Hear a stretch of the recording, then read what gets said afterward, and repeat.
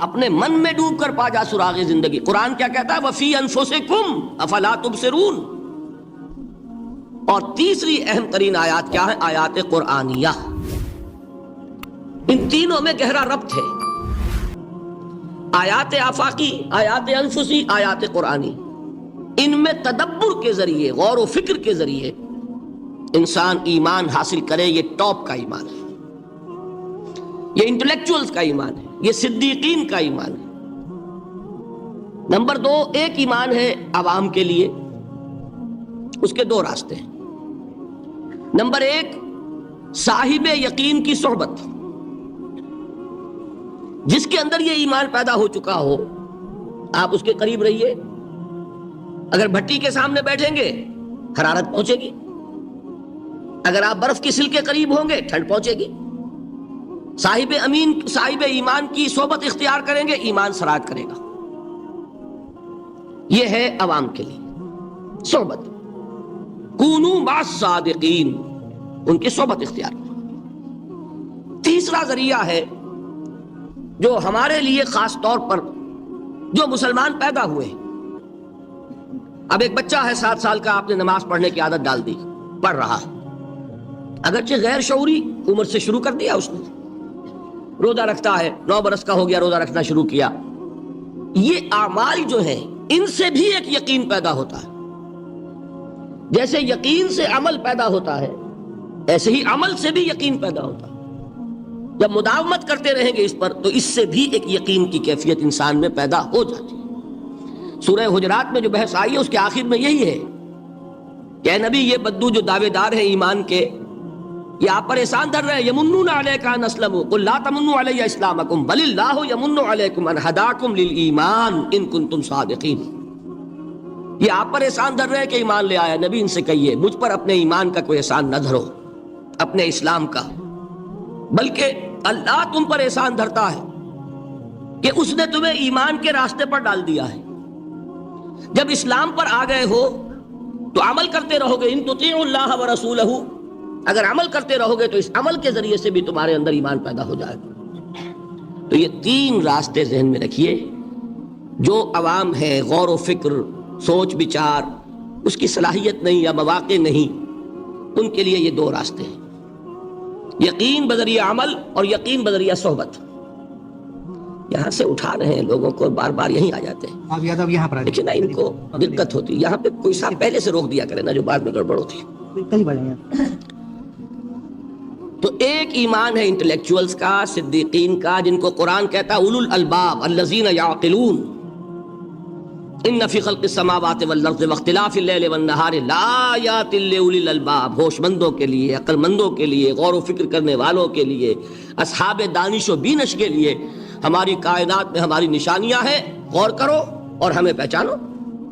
خود اپنے اندر جھانکو اور ہمیں پہچانو. اور ہماری آیات جو ہیں ہمارے کلام کی، اس کی آیات جو ہیں ان میں وہ ایمان رچا بسا ہوا ہے. ان پر غور کرو، غوطہ زنی کرو.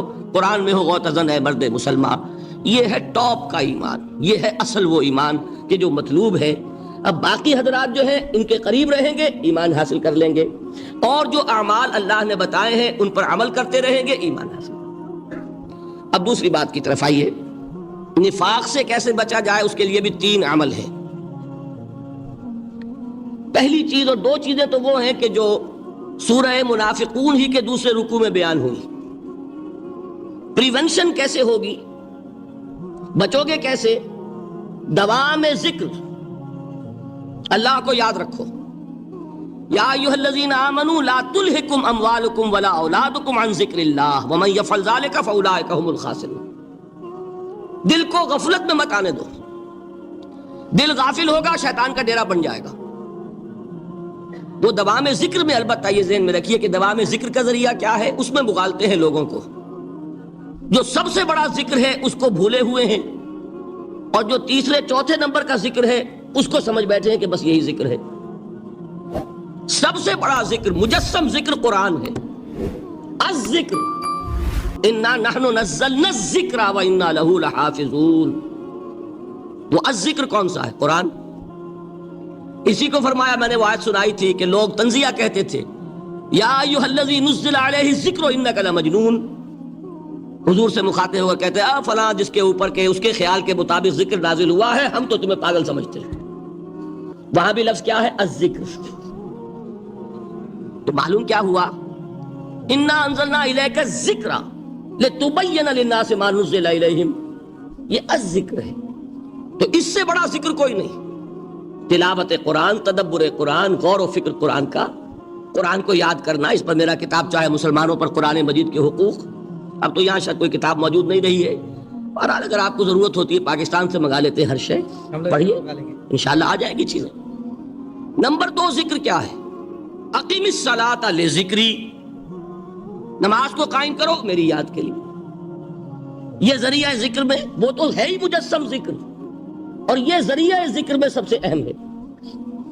یہ عملی ذکر بھی ہو رہا ہے اور قولی بھی ہو رہا ہے۔ سورہ فاتحہ پڑھی آپ نے، قرآن شریف کی کچھ آیات پڑھی، پھر رکوع کیا۔ یہ رکوع جو ہے یہ آپ کا عملی ذکر ہے کہ آپ نے اپنے وجود سے اللہ کی عظمت کو تسلیم کیا۔ پھر آپ سجدے میں گرے، یہ آپ کا عملی ذکر ہے کہ اپنے وجود سے آپ نے اللہ کی عظمت کو اور تسلیم کیا۔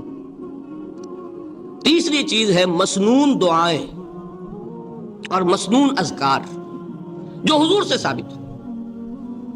ہمارے ہاں کیا ہو گیا؟ مجھے فلاں بزرگ نے یہ چیز بتائی ہے، وہ تو پڑھتے چلے جا رہے ہیں، نہ قرآن سے دلچسپی، نہ اذکار مسنونہ سے دلچسپی، ادعیہ معصورہ۔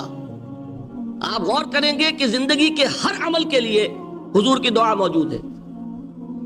صبح اٹھے دعا ہے، آنکھ کھلتے ہی بیت الخلاء میں داخل ہونے لگے دعا ہے، نکلے دعا ہے، وضو کرنے بیٹھے دعا ہے، فارغ ہوئے دعا ہے، مسجد کے لیے گھر سے نکلے دعا ہے، مسجد میں داخل ہوئے دعا ہے۔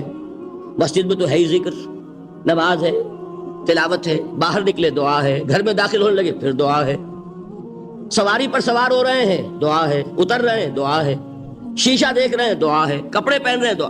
زندگی کا کوئی عمل نہیں یہاں تک کہ جو تعلق زن و شو ہے، جس کو کہ خالص حیوانی بات سمجھا جائے گا، اس کے لیے بھی دعا ہے۔ غفلت میں وہ کام بھی نہیں کرتا، سمجھ رہے ہیں آپ؟ اب آپ غور کیجئے، اس میں کوئی اضافی وقت نہیں لگا، کوئی اضافی پوسچر اختیار نہیں کیا آپ نے، یوں بیٹھو، اس طرح بیٹھو، یوں کرو، کوئی آپ کا وقت اضافی نہیں لگا۔ جو کام کر رہے ہیں اور آپ اللہ کو یاد کر رہے ہیں، اور وہ اللہ کی یاد اس کام کی مناسبت سے ہے۔ ان ادعیہ معصورہ سے 2 تعلق جڑ گئے انسان کے۔ دعا کس سے کر رہے ہیں؟ اللہ سے، جڑا کہ نہیں؟ اور یہ الفاظ کس کے ہیں؟ محمد رسول اللہ کے۔ تو آپ کے 2 تعلق جڑ گئے۔ آپ اپنی جی سے گھڑ کر دعا مانگیں گے تو پہلا تعلق تو ہو جائے گا، دوسرا نہیں ہوگا۔ بہتر سے بہتر دعا مانگ لیں آپ، لیکن حضور سے جو معصور اور مسنون الفاظ جب آپ زبان سے نکالتے ہیں تو آپ کا تعلق اللہ سے بھی ہوا بذریعہ دعا، اور وہ الفاظ چونکہ حضور کے ہیں صلی اللہ علیہ وسلم تو حضور کے ساتھ ہوا۔ یہ تیسرا درجہ ہے۔ چوتھے درجے میں مانتا ہوں کہ ایک ہوتی ہے خاص کسی شخص کے امراض کی تشخیص کرنے کے بعد تجویز۔ کوئی اگر طبیب ہے، ماہر طبیب روحانی، وہ آپ کو دیکھے گا تو اندازہ لگائے گا کہ آپ میں کیا کمی ہے، اس کے مطابق آپ کو ذکر بتائے گا۔ بھئی فلاں آیت کا مراقبہ کیا کرو۔ کسی میں بزدلی ہوتی ہے، کسی میں مال کی محبت زیادہ ہوتی ہے، کسی میں توکل کی کمی ہے، کسی میں شہرت کی خواہش ہے، نمایاں ہونے کا جذبہ ہے، کسی میں تکبر ہے۔ سب کا ایک سا برس تو نہیں ہوتا نا۔ تو یہ در حقیقت اندھے کی لاٹھی سے نہیں چلنے والی بات، یہ تو ماہر کا کام ہے کہ وہ تجویز کرے کہ تمہارے لیے خاص طور پر ذکر یہ ہے۔ در حقیقت ہمارے جو یہ سلسلے تھے سلوک کے، یہ بڑے ماہر ہوتے تھے، یہ لوگ بڑے ماہر اطباء تھے۔ یہ جو علم نفسیات ہے اس کے ہمارے صوفیاء سے بڑھ کر کبھی کوئی عالم گزرا ہی نہیں دنیا میں۔ فرائیڈ کیا ہے اور ایڈلر کیا ہے اور یونگ کیا ہے، بچے ہیں۔ ہمارے صوفیاء کرام نے جس طرح انسان کی نفسیات کو سمجھا ہے، اور وہ ان کی مناسبت سے تجویز کرتے تھے، لیکن اس کو رکھا جائے گا چوتھے نمبر پر۔ جیسے مولانا احمد علی صاحب فرمایا کرتے تھے، بھائی اس آیت کا مراقبہ کیا کرو۔ مراقبہ کیا مانی؟ اب ان الفاظ کو بھی ہم نے خام خواہ کچھ خاص ایک شکل دے دی۔ مراقبہ کیا؟ توجہ کرنا، دھیان کرنا، خاص اس آیت کے اوپر، اس کے معانی پر اپنے ذہن کو جمانا۔ وہ کیوں ہے؟ تاکہ آپ کے اندر جو کمی ہے اس کی تلافی اس سے ہو۔ لیکن یہ کہاں آئے گا؟ چوتھے نمبر پر، سمجھ گئے؟ تو نفاق سے بچنے کا ذریعہ، پریونشن کیا ہے نفاق سے؟ دوام ذکر. نہ تمہیں تمہاری اولاد، نہ تمہارے اموال، نہ تمہاری تجارت، نہ کاروبار اللہ کے ذکر سے غافل نہ کر سکے. پنجابی میں کہتے ہیں کہ ہتھ کارول اور دل یارول.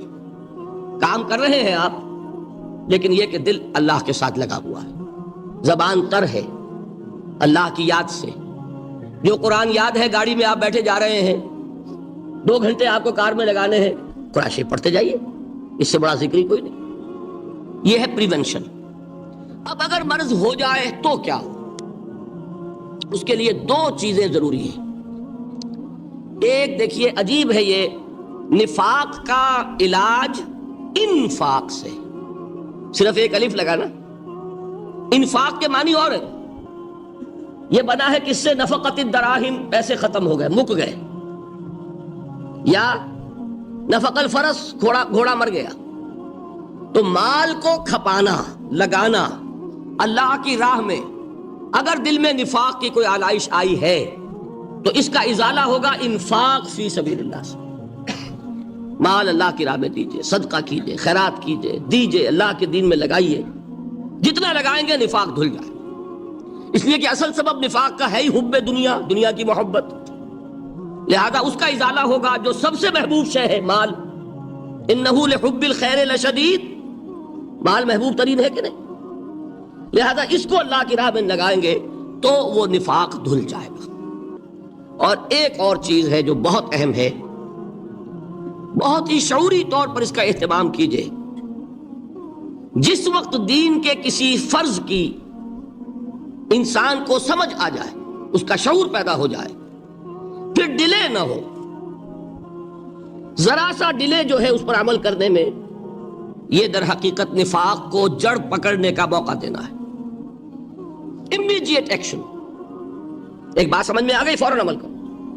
اس میں شیطان کیا کرتا ہے؟ ذرا ٹھہر جاؤ، ابھی دیکھو یہ فرض ہے، یہ ذمہ داریاں ہیں، یہ کرنا ہے، اور پھر لگا دینا اپنے آپ کو. بہت سے لوگ کہتے ہیں بس یہ ریٹائرمنٹ کے بعد تو سارا میں دین کے لیے وقف کر دوں گا. اول تو خدا کے بندے تمہارے اندر رہ کیا جائے گا ریٹائرمنٹ کے بعد؟ سارا تو کھپ چکو گے، رہ کیا جائے گا؟ دوسرے یہ کہ یہ بھی جان لیجئے کہ کار دنیا کسے تمام نہ کر. ریٹائرمنٹ کے بعد کون فارغ ہو جاتا ہے؟ بیٹوں بیٹیوں سے فارغ ہوئے تو پوتے پوتیاں موجود ہیں، نواسے نواسیاں موجود ہیں. کبھی بھی وہ بوجھ ختم نہیں ہوتا زندگی کا. وہ تو یہ کہ آج بات سمجھ میں آئی ہے تو آج عمل ہونا چاہیے. قرآن مجید میں سورہ انعام میں بڑی شدید وعید آئی ہے. الفاظ ہیں یہ، وَنُقَلِّبُ أَفْئِدَتَهُمْ وَأَبْصَارَهُمْ كَمَا لَمْ يُؤْمِنُوا بِهِ أَوَّلَ مَرَّةٍ. انسان پر ایک حقیقت کا انکشاف ہوا کہ یہ بات حق ہے، فوراً تسلیم کرے. کسی مصلحت کی وجہ سے، کسی بزدلی کی وجہ سے، کسی لالچ کی وجہ سے، کسی اپنی سیادت یا قیادت کی وجہ سے کیسے مان لوں؟ لوگ کہیں گے کہ یہ نیچے ہو گیا، وہ اونچا ہو گیا جس کی بات مانی. کسی وجہ سے رک گئے تو اللہ تعالیٰ اندر سے وہ جو استعداد ہے حق کو پہچاننے کی وہ سلب کر لیتا. وَنُقَلِّبُ أَفْئِدَتَهُمْ وَأَبْصَارَهُمْ، ہم الٹ دیں گے ان کے دلوں کو بھی اور ان کی آنکھوں کو بھی. کیوں؟ كَمَا لَمْ يُؤْمِنُوا بِهِ أَوَّلَ مَرَّةٍ، اس لیے کہ وہ پہلی مرتبہ جب انکشاف حق ہوا ہے وہ ایمان نہیں لائے.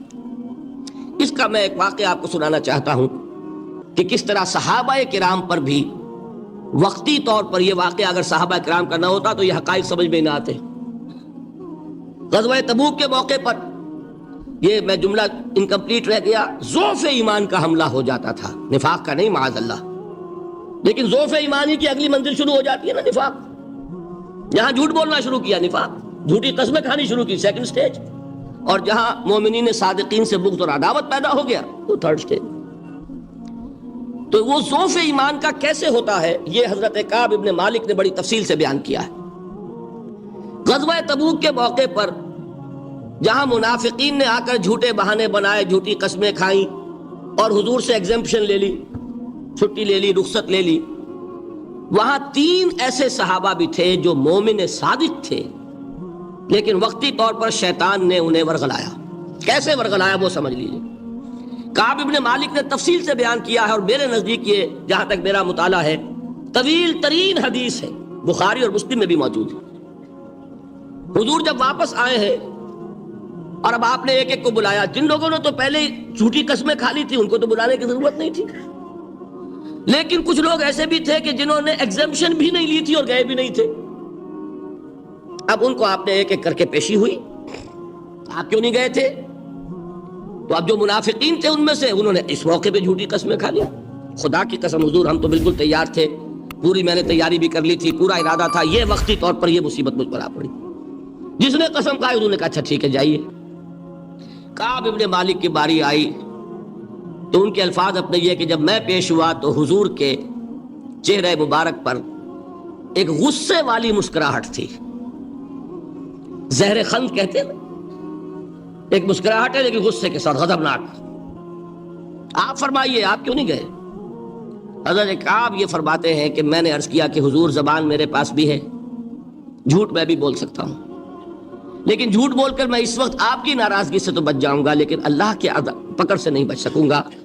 میں اعتراف کرتا ہوں کہ جتنا صحت مند میں اس زمانے میں تھا کبھی نہیں تھا, جتنا فارغ البال اس وقت تھا کہ میرے پاس ساز و سامان موجود تھا راستے کے لیے, اتنا میں کبھی نہیں تھا. لیکن ہوا کیا؟ ہوا یہ کہ مجھے میرے نفس نے, شیطان نے پٹی پڑھائی. وہ پٹی کیا پڑھائی کہ حضور تو 30,000 کے لشکر کے ساتھ چلیں گے تو لشکر تو سلولی موو کرے گا نا, تمہارے پاس بڑی تکڑی, بڑی توانا صحت مند اونٹنی ہے, تم ذرا 2 دن بعد چلنا تیزی کے ساتھ اور حضور سے مل جانا. بس یہ تاخیر کا حربہ. تو انہیں خیال آیا کہ ابھی 2 دن گھر کی ٹھنڈی چھاؤں ہے, میں یہاں پہ جو آرام ہے وہ کر لوں. مجھے جگر کا شعر یاد آیا ہے کہ تپتی راہیں مجھ کو پکاریں, دامن پکڑے چھاؤں گھنیری. ایک طرف فرض کی پکار ہے, اس میں تو ظاہر بات ہے کہ وہ تپتی راہیں ہیں. لا تنفروا فی الحر سنا چکا ہوں آیت. یہاں گھر میں, نخلستان میں, کھجوروں کی چھاؤں میں, اہل و عیال میں یہ ٹھنڈی چھاؤں جو ہے یہ پکڑ رہی ہے. بھائی 2 دن ٹھہر کے چلے جانا, ٹھیک ہے, کوئی نیت میں خرابی نہیں نا. اس کے بعد پھر جب ابھی 2 دن اور ٹھہر جاؤ, یہ تو بڑا لمبا سفر ہے, ذرا تیز اور دوڑ لینا. تو فرماتے ہیں کہ حضور میں اسی طریقے سے تاخیر و تعویق میں پڑا رہا, یہاں تک کہ ایک روز اچانک مجھ پر یہ چیز منکشف ہوئی کہ تو میں چاہے کتنا بھی تیز چل لوں میں آپ سے نہیں مل سکتا. میرے اعصاب ڈھیلے ہو گئے, اس طرح میں محروم رہ گیا. حضور نے بائیکاٹ کا حکم دیا صحابہ کو. 3 صحابہ تھے ایسے, 2 اور تھے جنہوں نے اسی طریقے سے اعتراف کیا. حضور نے حکم دے دیا کوئی ان سے گفتگو نہ کرے, سوشل بائیکاٹ. بڑی سخت سزا تھی جو دی گئی ہے, اس کی بڑی تفاصیل ہیں. اللہ تعالیٰ شوق دے تو وہ حدیث پوری پڑھیے. میں نے تو 2 جمعوں میں ایک مرتبہ صرف اس ایک حدیث کو بیان کیا تھا.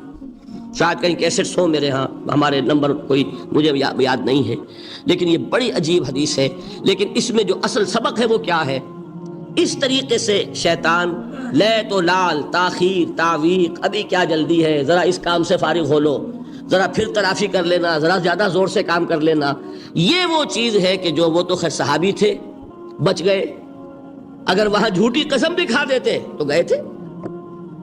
یہ تو اتنا ہی ہے نا, مردی و نامردی قدم فاصلہ دارت. اس میں تو یہی ہے کہ ذرا ایک جھوٹی قسم کھا دیتے, جھوٹے بہانہ بنا دیتے تو اب ضعف ایمان نہ رہتا, وہ نفاق کی سند شروع ہو جاتی. وہ اللہ تعالیٰ نے ان کو بچایا. لیکن یہ کہ ہم کیسے بچیں گے اگر ہم نے یہ روش اختیار کی؟ لہذا 3 کام. دوام ذکر نمبر 1, اس کی میں شرح کر چکا ہوں. 4 اذکار یاد کر لیجئے گا ان کو, ورنہ کیا فائدہ. نمبر 2 انفاق فی سبیل اللہ, نفاق کا علاج انفاق سے. نمبر 3 یہ عادت اپنے اندر پیدا کیجئے شعوری طور پر کہ جب ایک حقیقت واضح ہو جائے فوراً اعتراف کہ ہاں بھائی بات ٹھیک ہے آپ نے. جب ایک فرض کا احساس ہو جائے فوراً اس کی ادائیگی کے لیے آغاز. تاخیر و تعویق ہے کہ جس سے پھر نفاق کو موقع ملتا ہے.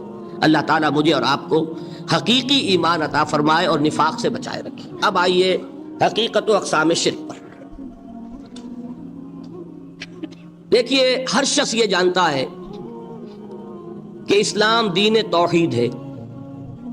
ایک لفظ میں اگر کہیں گے تو اسلام کا سب سے بڑا وصف, سب سے بڑی علامت توحید. وہ جو اقبال نے کہا کہ توحید کی امانت سینوں میں ہے ہمارے, آسان نہیں مٹانا نام و نشاں ہمارا. تو توحید ہے. توحید کی ضد ہے شرک. ٹھیک, اس سے میں ایک نتیجہ نکالتا ہوں، کوئی مسلمان جان بوجھ کر مشرک نہیں ہو سکتا، یہ میرا نتیجہ ہے، جان بوجھ کر مشرک نہیں ہو سکتا۔ وہ شرک میں مبتلا ہوگا تو ناسمجھی میں ہوگا، نادانی میں ہوگا، وہ اسے شرک نہیں سمجھے گا۔ یہ ممکن نہیں ہے کہ کوئی مسلمان ہو، گیا سے گیا مسلمان، گزرا سے گزرا مسلمان، گھٹیا سے گھٹیا مسلمان، لیکن وہ شرک کو شرک سمجھتے ہوئے اس میں آلودہ ہو جائے۔ ہوتا کیا سمجھ میں نہیں آتا کہ شرک، تو ضرورت بہت ہے کہ ہم یہ پہچانیں کہ یہ شرک ہے کیا۔ دوسری بات یہ جان لیجئے، ہمارے دین میں ناقابل عفو جرم کون سا ہے؟ شرک۔ 2 مرتبہ بیان فرمایا گیا سورہ نساء میں صرف، ان اللہ لا یغفر ان یشرک بہ ویغفر ما دون ذلک لمن یشاء۔ اللہ تعالیٰ اسے تو ہرگز نہیں بخشے گا کہ اس کے ساتھ شرک کیا جائے، ہاں اس سے کمتر جس کو چاہے گا معاف فرما دے گا۔ نوٹ کر لیجئے، اس کی بھی اندر بھی اوپن لائسنس نہیں ہے کہ بقیہ سارے گناہ لازماً معاف کر دے گا، یہ نہیں ہے، اس سے تو آپ میں جرت پیدا ہو جائے گی، باقی سب کیے جاؤ، یہ نہیں، جس کو چاہے گا بخش دے گا، لیکن امید ضرور دلا دی کہ شرک سے کمتر کوئی گناہ ہو تو اس کی بخشش کی بغیر توبہ کے اللہ تعالیٰ نے امید دلائی۔ توبہ سے تو شرک بھی معاف ہو جائے گا، اس سے مراد کیا ہے؟ بغیر توبہ کے۔ اللہ تعالیٰ نے فرمایا کہ اور گناہوں کے بارے میں تو امید کی جا سکتی ہے، لیکن شرک کے بارے میں ہرگز نہیں۔ اہمیت واضح ہو گئی مزید۔ نمبر 3، اس شرک کی ہماگیریت کا عالم یہ ہے کہ سورہ یوسف کی آیہ مبارکہ ہے، وَمَا يُؤْمِنُ أَكْثَرُهُمْ بِاللَّهِ إِلَّا وَهُمْ مُشْرِكُونَ۔ انسانوں کی اکثریت کا حال یہ ہے کہ وہ اللہ پر ایمان نہیں رکھتے مگر کسی نہ کسی قسم کے شرک کے ساتھ۔ یہ یونیورسلٹی ہے اس کی کہ اللہ کو بھی مان رہے ہیں لیکن کسی نوع کا شرک جو ہے وہ بھی لگا رکھا ہے۔ وَمَا يُؤْمِنُ أَكْثَرُهُمْ بِاللَّهِ، انسانوں کی اکثریت کا حال یہ ہے کہ وہ ایمان نہیں رکھتے اللہ پر، إِلَّا وَهُمْ مُشْرِكُونَ، مگر یہ کہ کوئی نہ کوئی شرک بھی کرتے ہیں۔ چوتھی بات یہ سمجھیے کہ شرک ہر دور میں بھیس بدل کر آتا ہے۔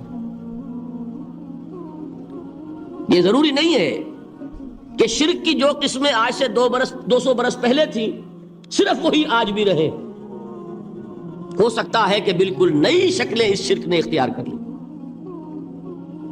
اس سے کیا نتیجہ نکلا کہ اگر اجتہادی بصیرت نہیں ہوگی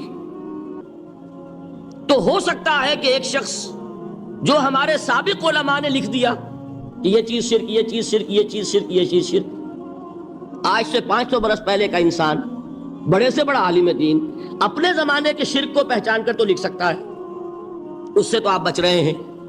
امام ابن تیمیہ نے اس کو شرک قرار دیا، اس کو شرک قرار دیا، اس کو شرک قرار دیا، کوئی شخص ہے جو اس سے تو بچ گیا۔ امام صاحب کی دی ہوئی بصیرت سے اس نے ان جو اقسام ہے شرک کی ان کو پہچان لیا، لیکن یہ عین ممکن ہے کہ آج کے شرک کو وہ نہ پہچان رہا ہو، اپنی جگہ وہ سمجھ رہا ہو اپنے آپ کو بہت بڑا موحد، جبکہ اس دور کا جو شرک ہے اس میں ملوث ہو۔ اس کو میں نے کہا ہے کہ اس شرک کے بارے میں بڑی اجتہادی بصیرت کی ضرورت ہے۔ فارسی کا ایک شعر ہے، بڑا پیارا شعر ہے، بہر رنگے کے خواہی جامہ می پوش، من انداز قدت رامی شناسم۔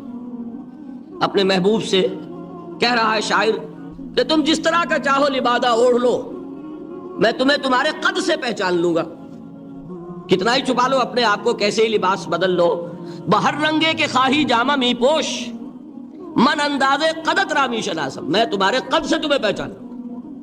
یہ اگر بصیرت نہ ہو کہ شرک کو اس کے قد سے پہچان سکیں آپ، اس کے لیے ضرورت ہے اصولوں کی۔ دیکھیے جس طرح الجبرا کے اصول ہوتے ہیں، فارمولہ ہے، فارمولہ ہاتھ میں آ گیا، مسئلے حل کرتے چلے جا رہے ہیں، آپ اپلائی کرنے کی دیر ہے فارمولے کے۔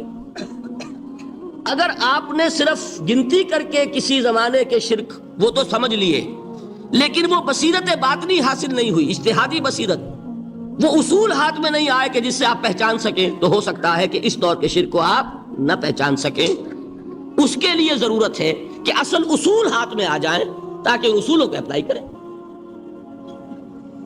ایک بات مجھ سے اور سن لیجئے، میرا اپنا یہ تاثر ہے، ہمارے دین میں خیر، بھلائی، نیکی، چاہے وہ نظریے کی ہو، علم کی ہو، عقیدے کی ہو، عمل کی ہو، اخلاق کی ہو، وہ سب کیا ہے؟ وہ توحید ہی کے شجرہ طیبہ کی شاخیں ہیں. اور شر، برائی، گمراہی، خیالات کی ہو، نظریات کی ہو، علم کی ہو، عقیدے کی ہو، عمل کی ہو، اخلاق کی ہو، سب کے ڈانڈے شرک کے شجرہ خبیثہ سے ملتے ہیں. اس شجرہ خبیثہ کے برگوبار ہے جو بھی برائی ہے، عمل کی یا علم کی، اور اس شجرہ طیبہ کے برگوبار ہیں جو بھی خوبی ہے، عمل کی یا عقیدے. یہ میرا تاثر ہے. اور جب تک اس انداز میں وہ آپ کو اندرونی رشتے ظاہر نہیں ہوں گے، آپ پر منکشف نہیں ہوں گے، وہ اجتہادی بصیرت جو ہے پیدا نہیں ہو سکے گی. اب آئیے ایک اور بات دیکھیے، شرک میں اور الحاد میں کیا فرق ہے، یہ بھی ہم نہیں سمجھتے. الحاد، مادہ پرستی، وہ کیا ہے؟ ایتھیزم، کسی بھی خدا کا انکار. ہمارے آج کے دور کی سب سے بڑی گمراہی یہ ہے. شرک کیا ہے؟ خداؤں کو ماننا. یہ کیا ہے؟ تھیزم ہے، لیکن پولی تھیزم ہے. توحید کیا ہے؟ مونو تھیزم ہے، ایک خدا کا ماننا. لیکن شرک کے اندر ایک اور حقیقت کو پہچان لیجئے، شرک میں ہمیشہ ٹاپ پر ایک خدا کو مانتے ہیں، باقی سارے خدا نیچے ہوتے ہیں. اوپر جا کر وہ توحید ہوگی ہمیشہ. کوئی مشرکانہ نظام ایسا نہیں ہے جو ٹاپ پر جا کر توحید نہ بن جائے. دیکھیے، ہندو دیویاں، دیوتا بے شمار، لیکن مہادیو وہ بھی کیا دو ہیں؟ مہادیو وہ تو ایک ہے. انگریزی میں گاڈز، گاڈیسز، لیکن وہ چھوٹے جی سے لکھے جائیں گے. چھوٹے جی سے لکھے جانے والے gods and goddesses, Roman mythology ہو، گریک مائتھولوجی ہو، ان دیویوں دیوتاؤں کے نام ہی آپ نہیں یاد کر سکتے. لیکن گاڈ بڑے جی سے وہ ایک ہے کہ نہیں؟ ٹاپ پر جو ہے وہ ایک ہے. اس کو وہ بھی مانتے ہیں کہ اومنی پوٹنٹ، اومنیشنٹ، اومنی پریزنٹ، علی کل شیء قدیر، بکل شیء علیم، ہر جگہ موجود. وہ تو ایک ہی ہے، وہ تو کیپٹل جی سے لکھا جائے گا. باقی اس کے نیچے فوج ہے دیویوں کی، دیوتاؤں کی، خداؤں کی اور خدانیوں کی، وہ گاڈز اینڈ گاڈیسز ہیں. عرب میں کیا تھا؟ میں نے پہلے آپ کو وہ دو مثالیں دے دی ہیں، تیسری اور ایران کی لے لیجئے. خیر کا خدا اور شر کا خدا اور، ایک یزداں، ایک اہرمن. ٹھیک، سنویت ہو گئی نا، دو خداؤں کو مانا. لیکن وہی ہے جو خدائے خدائے گاں، خداؤں کا خدا، اس کو ایک ہی مانتے ہیں. یہی معاملہ عرب میں تھا. اللہ وہ ایک ہی تھا ان کے ہاں. قرآن میں آتا ہے، ان سے پوچھئے وَلَئِن سَأَلْتَهُم مَّنْ خَلَقَ السَّمَاوَاتِ وَالْأَرْضَ لَيَقُولُنَّ اللَّهُ. جب ان سے کہا جاتا ہے کہ کس نے پیدا کیا آسمان اور زمین کو، یہ فوراً کہیں گے اللہ نے. فَأَنَّىٰ يُؤْفَكُونَ. تو یہ ماننے کے بعد کدھر جا رہے ہیں؟ وہ کیا کہتے تھے کہ وہ بڑا اللہ تو ایک ہی ہے، لیکن چھوٹے آلہہ ہیں. آلہہ اور اللہ میں وہی فرق ہے جو کیپٹل جی کا گاڈ اور چھوٹے جی سے گاڈز اینڈ گاڈیسز. وہی فرق ہے کہ جو مہادیو اور دیویوں اور دیوتاؤں میں ہے.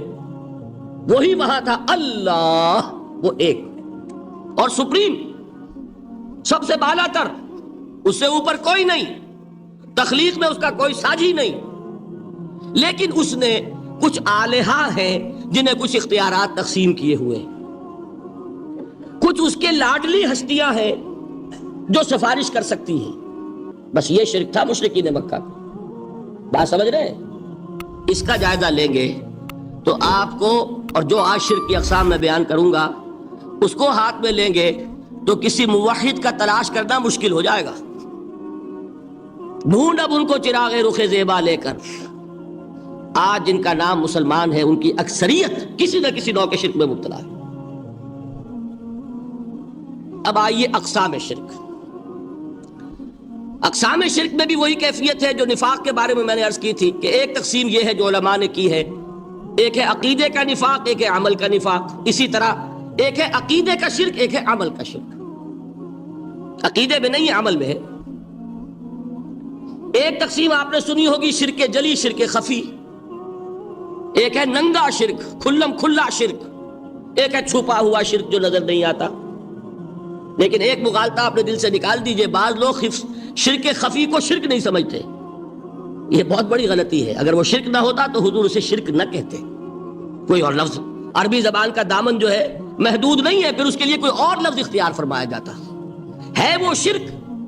لیکن ایک شرک ہے جلی جو نمایاں ہے، نظر آ رہا. ایک ہے شرک خفی جو نظر نہیں آ رہا. اور وہ کتنا خفی ہو سکتا ہے اس کی ایک مثال دی حضور نے. شرک خفی اتنا خفی ہو سکتا ہے، ذرا مبالغہ دیکھیے جو حضور نے بات کو سمجھانے کے لیے مثال میں جو مبالغہ اختیار فرمایا. ایک سیاہ اندھیری رات میں ایک سیاہ پتھر پر ایک سیاہ چیونٹی کو رینگتے ہوئے دیکھنا جتنا مشکل ہے، اتنا ہی شرک خفی کا پہچاننا مشکل ہے. بتائیے، آپ نے فرمایا انا افصح العرب، میں عرب کا فصیح ترین انسان ہوں. اس سے آگے کوئی مثال دی جا سکتی ہے؟ اندھیری رات، تاریک رات، پتھر سیاہ، چیونٹی سیاہ، کون دیکھ سکتا؟ جتنا اس کو دیکھنا ناممکن ہے اتنا ہی شرک خفی کا پہچاننا مشکل ہے. گویا کہ اس سے تو اللہ ہی بچائے گا تو انسان بچے گا. ایک آخری بات تمہیداً اور عرض کر دوں، پھر میں چلوں گا اقسام پر. میری جو باتیں آپ کے سامنے آئی اس سے ایک منطقی نتیجہ نکلتا ہے. کوئی شخص اگر حقیقتاً شرک سے بچ جائے، واقعتاً شرک سے بچ جائے، ہر قسم سے بچ جائے، اس سے بھی اوپر کوئی انسان ہوگا. گویا کہ یہ آخری منزل ہے. یا یوں کہیے کہ جس شخص کے بارے میں اللہ تعالیٰ یہ مان لے کہ میرا یہ بندہ شرک سے بری ہے، اس سے بڑی سند کوئی ہے؟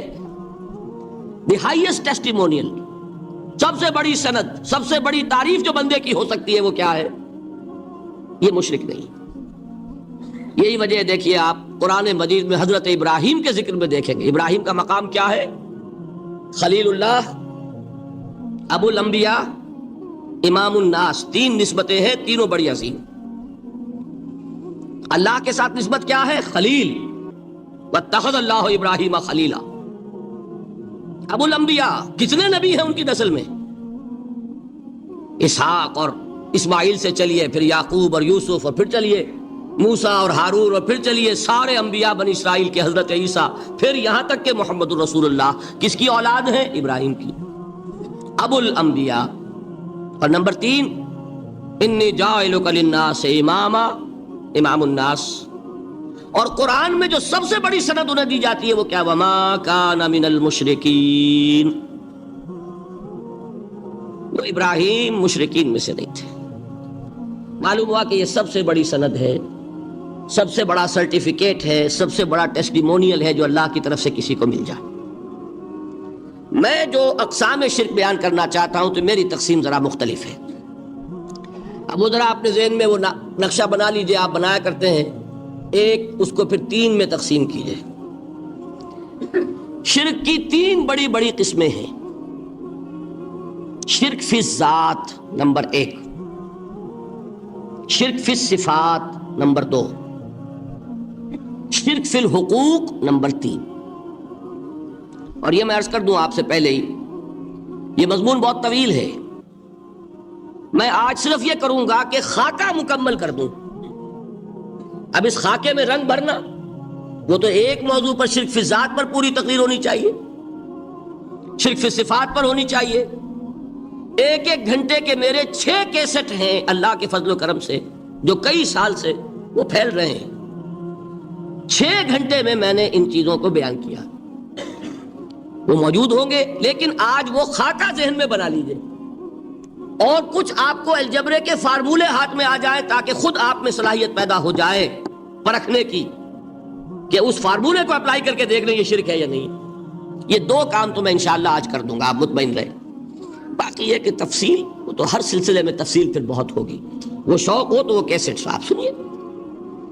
تو 3 تقسیمیں ہو گئی. شرک فی الذات، اللہ کی ذات میں کسی کو شریک کر دینا، یہ سب سے زیادہ نمایاں، سب سے زیادہ جلی، سب سے زیادہ عریاں، اور اللہ تعالیٰ کو سب سے زیادہ مبغوض اور ناپسند شرک. شرک فی الصفات نمبر 2، یہ ایک علمی مسئلہ ہے جس میں آدمی ٹھوکر کھا جاتا ہے اگر محتاط نہ ہو. بڑے سے بڑے آدمی کو ٹھوکر لگ جائے گی. اس کا میں فارمولہ صرف آپ کو دوں گا، وہ ذہن میں رکھ لیجئے، پھر جہاں چاہیں اپلائی کیجئے، انشاءاللہ تعالی آپ کو ٹھوکر نہیں لگے گی. شرک فی الحقوق، اسی کا دوسرا نام شرک فی العبادت ہے. اللہ کا حق کیا ہے بندے پر؟ بندہ اللہ کی عبادت کرے، لیکن اس کو 5 اس کے مظہر ہیں، وہ ان میں گن کر بتا دوں گا کہ یہ شرک فی العبادت ہے. کلمہ ہے یہ کلمہ سوم، لا حول ولا قوت الا باللہ. ذرا اس پر دل کو کبھی اگر آپ تصور کریں، پھر فرض کریں، دل ٹھک جائے اس پر، کوئی طاقت نہیں. یہی بات تھی جو شیخ عبد القادر جیلانی رحمۃ اللہ علیہ نے اپنی وصیت میں اپنے بچے سے کہی. 11ویں دینے والے ہیں، لیکن حضرت شیخ عبد القادر جیلانی کی وصیت اور تعلیمات کو کتنے لوگ ہیں جانتے ہو؟ یہ جن مقامات تک پہنچے ہیں وہ کس چیز کی بدولت پہنچے؟ انہوں نے جو پیغام دیا وہ کیا تھا؟ اے میرے بچے، جس طریقے سے قرآن مجید میں حضرت لقمان کی نصیحتیں جو ہے نقل کر دی گئی ہیں، میں یہ عرض کروں گا بالفرض اگر قرآن حضرت عبد القادر جیلانی کے بعد نازل ہوا ہوتا تو شیخ عبد القادر کی یہ نصیحتیں بھی قرآن میں درج ہوتی. اتنی اونچی نصیحتیں ہیں. اے میرے بچے، اس حقیقت کو ذہن نشین کر لے، لا فاعل فی الحقیقت ولا مؤثر الا اللہ. اس کائنات میں نہ کوئی فاعل حقیقی ہے نہ مؤثر حقیقی ہے سوائے اللہ. کسی شے میں کوئی تاثیر نہیں اگر اللہ نہ چاہے. آگ جلا نہیں سکتی اگر اللہ نہ چاہے. پانی ڈبو نہیں سکتا اگر اللہ نہ چاہے. زہر ہلاک نہیں کر سکتا اگر اللہ نہ چاہے. کوئی چیز فائدہ نہیں پہنچا سکتی اگر اللہ نہ چاہے. تو در در پہ کیوں سر جھکاتے ہو؟ در در پر کیوں جبیں سائی کرتے ہو؟ سب کے سامنے کیوں ہاتھ پھیلاتے ہو؟ ایک اللہ سے مانگو، ایک اللہ کے سامنے زمین پر اپنی جبین رکھو. لا فاعل فی الحقیقت ولا مؤثر الا اللہ. نظر آتا ہے ہمیں کہ پانی پیاس بجھا دیتا ہے. پیاس بجھانے کی صلاحیت پانی میں نہیں ہے، اللہ کے اذن سے. کھانا بھوک مٹا دیتا ہے، بھوک مٹانے کی صلاحیت کھانے میں نہیں ہے، اذن رب میں. دیکھیے یہی یقین تھا. حضرت موسیٰ علیہ السلام کا واقعہ یاد کیجئے. سامنے سمندر آ گیا ہے، قوم دیکھتی ہے پیچھے کہ گرد و غبار کا طوفان. معلوم ہوا کہ فرعون اپنے لشکر سمیت آ گیا. لشکر جب چلتا تھا تیز رفتاری کے ساتھ تو گرد و غبار کا جو طوفان اٹھتا تھا اس کا تصور کیجیے. اور لمحہ بلمحہ وہ قریب آ رہا ہے. پوری قوم نے کیا کہا؟ اے موسیٰ انا لمدرکون، اے موسیٰ ہم کو پکڑے گئے. قرآن مجید نے تو یہاں وہ باتیں نہیں لکھی ہیں، لیکن تورات میں یہ درج ہے کہ بنی اسرائیل جھگڑنے لگے، دست و گریبان ہو گئے موسیٰ کے ساتھ. موسیٰ نے یہاں مروایا لا کر، اس سے تو ہم ہی بہتر تھے. وہاں کھانے کو ملتا تھا، زندگی تو تھی، بیگار ہم کر رہے تھے، موت تو نہیں تھی. اب جو کچھ ہوگا اس کا تصور کرو، جس طریقے سے ہمارے ٹکڑے اڑائے جائیں گے. تو لڑ رہے ہیں حضرت موسیٰ علیہ السلام سے. یہ تورات کی تفصیل ہے. قرآن میں صرف اتنا آیا ہے، پریشان ہو کر انہوں نے کہا انا لمدرکون، موسیٰ ہم کو پکڑے گئے. اس وقت موسیٰ کا جواب کیا ہے؟ کلا ان معی ربی سیہدین. نہیں، میرے ساتھ میرا رب ہے، وہ راستہ دے گا. بتائیے کہاں راستہ نظر آ رہا ہے؟ یہ ہے ایمان بالغیب. راستہ نظر نہ آئے تب اللہ پر یقین ایمان ہے. جیب میں پیسے ہوں اور تب دل کو اطمینان ہے تو ایمان کس پر ہوا؟ پیسے پر، اللہ پر نہیں. جب وسائل و ذرائع نہ ہو اور پھر یقین ہو کہ اللہ مسبب الاسباب ہے، وہ اسباب کا پابند نہیں ہے، وہ اسباب کا محتاج نہیں ہے، اسباب اس کے محتاج ہے. اگر یہ یقین ہے تو اللہ پر ایمان ہے.